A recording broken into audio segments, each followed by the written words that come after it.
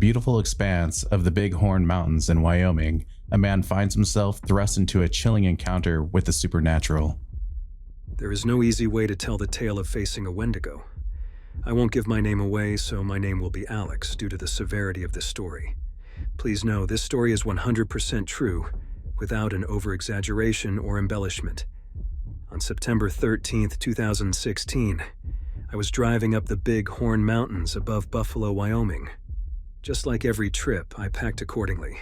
2 bottles of water, 6 Nutri-Grain bars, and my loaded handgun. I drove up 4 to 5 times per week, never thinking of ghost stories or monsters being in the area. As far as I knew, these mountains were harmless besides predators seldomly seen and weather interference. But something in me changed on September 13th. Instead of going to my usual neck of the woods, I went to a remote campsite known as Hettinger, 15 miles up from town. It's a beautiful place where if you cross the fence, you can climb to a peak and see for days.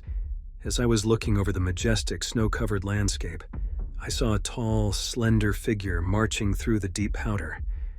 Normally I would think it was a hunter on the move, but Hettinger was far from any known hunting locations. To this day, I wish I would have packed up and left. I wish I didn't peek through my binoculars, but sometimes curiosity is the only option. I'll never let myself forget the moment I peered through the cold glass over the winter plateau. As I focused my lenses and the figure came to clarity, I dropped behind the rocks. It was looking back at me, as if it could see me. That would be impossible for a human. I was 1,000 feet away or more, hidden by a rock and within the tree line.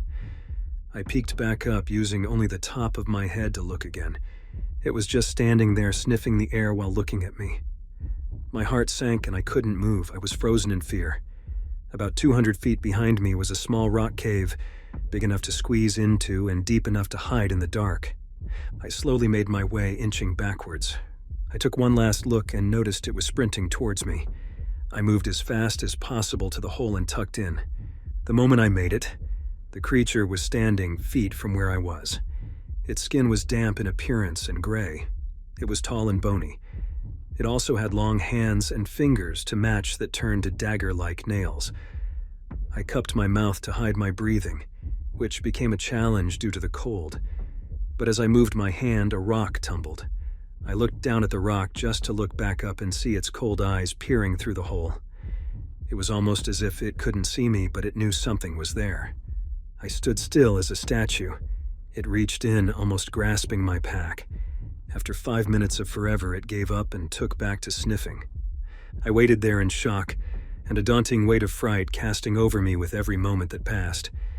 It quickly got dark as night fell and it finally took off.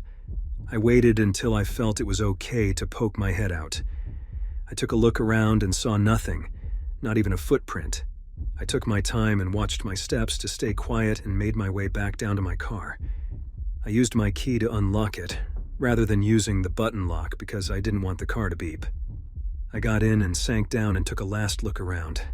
I finally found courage to crank my car and began to drive down the trail to the main highway. As I was just about turned around, I saw it.